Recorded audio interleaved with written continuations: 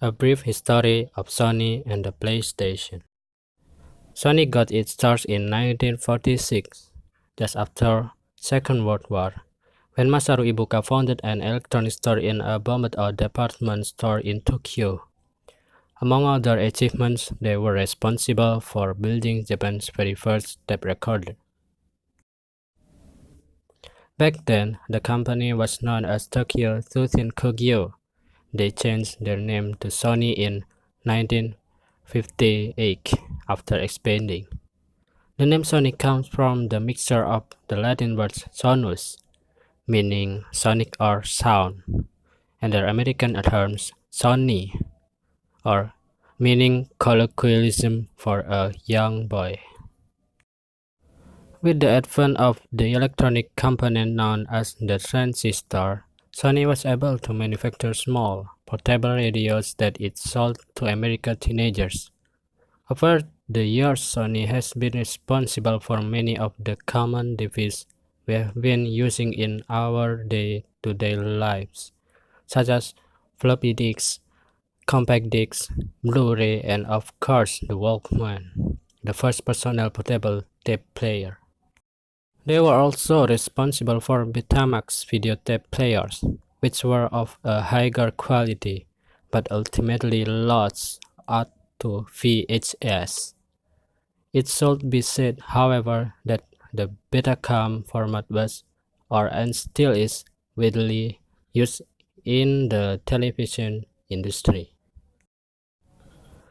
Sony's first foray in the video games market was actually with Nintendo back in 1988 when they worked on a joint project to create a CD-ROM drive to the yet unreleased Super Famicom.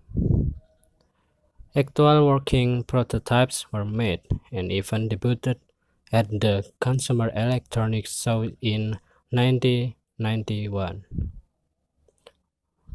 But one day after the show, Nintendo dissolved their partnership with Sony and chose to go with Philips instead. Their partnership also broke down, resulting in the CDI console and some truly full Zelda games. The president of Sony, Norio Oga, was reportedly furious at the termination of the partnership and got Ken Kutaragi to develop the PlayStation project in order to compete against Nintendo. In 1993, Sony formed Sony Computer and Entertainment Inc., which at the time was more closely associated with Sony Music, a separated financial entity that the main branch of Sony itself. After demonstrating their hardware in 1994, game publishers began to approach Sony, notably Electronic Arts and Namco. Game companies were attracted by the use of 3D capable hardware and chips to produce CD-ROMs. The PlayStation was released in Japan in December 1994, North America in September 1995, and Australia in November 1995. It was favored by the market immediately due to its superior launch titles and relative cheapness when compared to the Sega Saturn. The Nintendo 64 was delayed and was not released until well over a year later, giving Sony a head start. The PlayStation was the first console to sell over 100 million systems worldwide. How many games were released for the PlayStation? That's difficult.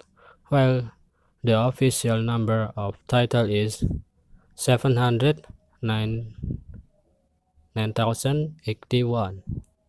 That include many instances of the same game being released in different regions. Of all these many games, the biggest selling PlayStation release was Gran Turismo. Sony's next console was the PlayStation 2, which was released in 2000s. The anticipation was so high for this console it had people in Japan camping outside game stores for days before the release. The PS2 had two big hooks, full backwards compatibility and underused concept back then with the PS1, and the ability to play DVD video discs. DVDs had started to take off, but the players themselves were still very expensive, with the PS2 actually costing a little less than a dedicated player. This allowed Sony to find a new market as well as solidifying its own DVD format as mainstream. Even today, the PlayStation 2 is still the most successfully home console in history. It sold over 150 million units and had 3,800 titles in its library. New PS2 consoles were still being made up until the end of 2011. Its best-selling games was Grand Theft Auto San Andreas, with Gran Turismo 3 aspect a close second. The PlayStation Portable was Sony's answer to the ever popular Nintendo handhelds. The PSP was bigger than a Game Boy, but had a crisp screen and was the only handheld ever to use optical discs.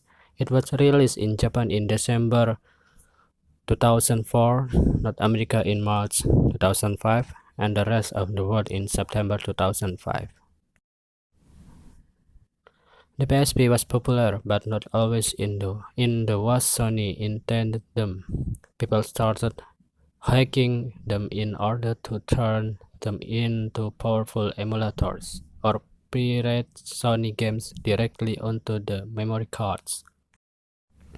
The PSP Go was released in 2009 and it updated the hardware by eliminating the optical disc drive and adding a slide screen, giving it a more compact look. The Go had 16 GB of internal flash memory, and games had to be purchased through the PlayStation Store as it was not backwards compatible with the PSP. The PlayStation 3 was released in Japan and North America in November 2006.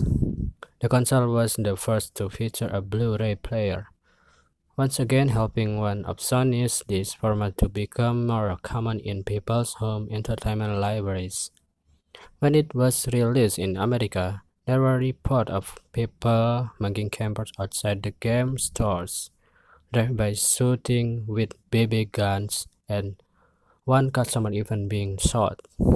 Materials shortages meant that Europe and Australia didn't get the PS3 until March 2007. With strong launch titles such as Resistance, Fall of Man, the console was an immediate hit and sold out in most styles. Stereoscopic 3D was also added to PS3 in 2008, but so far only 62 games have taken advantage of the technology. The highest selling game so far is Gran Turismo 5. The PlayStation Vita, the successor to the PSP, was released in Japan in December 2011 and everywhere else in February 2012. The Vita includes dual analog sticks and both front and rear touch screens. Early rumors suggest that the Vita would be as powerful as a PS3, but Sony countered with the quote, "Well, it's not going to run at 2 GHz because the battery would last 5 minutes and it would probably set fire to your pants." The device is still powerful, however, and it's compatible with the upcoming PS4, a second screen, allowing games to be played remotely. Despite its power, sales have proven to be somewhat sluggish, especially in Europe and Australia, where prices were higher. Games also found that not enough unique games were released for the system to justify the purchase of a whole new console. In September 2013, Sony updated the Vita, making it thinner and lighter with a longer battery life. Towards the end of the year, they will also be releasing the PS Vita TV, a sort of mini console that allows you to play Vita games on your TV. Tiger selling games for the PS Vita is Uncharted Golden Abyss. This brings us up to speed with the PlayStation 4 set to be released on November 15th in North America and November 29th for Europe and Australia. Early enough, the PlayStation 4 is getting released in Japan later rather than earlier this times. It won't be released there until early 2014. During E3 2013, Sony announced there would be no region looking and people will be able to release and trade games. Unfortunately, the PS4 won't be backward compatible. Sony is no stranger to controversy during the marketing campaigns for the PSP. Some of the highlights or lowlights include hiring graffiti artists to spray paint advertisements is in major American cities, putting a poster that suggests take a running jump here, that point a train platform in England, and everyone's favorite or failed guerrilla marketing wherein admin parented to be teenage bloggers, rapping about how desperately they want a PSP for Christmas. What was meant to go viral was instead logged off the internet. Sony has come a very long way since dipping their toes into the console market in 1980s with Nintendo. The PlayStation has proved to be resilient and consistent hit all over the world. It's funny to imagine how it seemed almost absurd that Sony was joining the console wars against Sega and Nintendo in the mid 90s, and now we can imagine this can without all of them.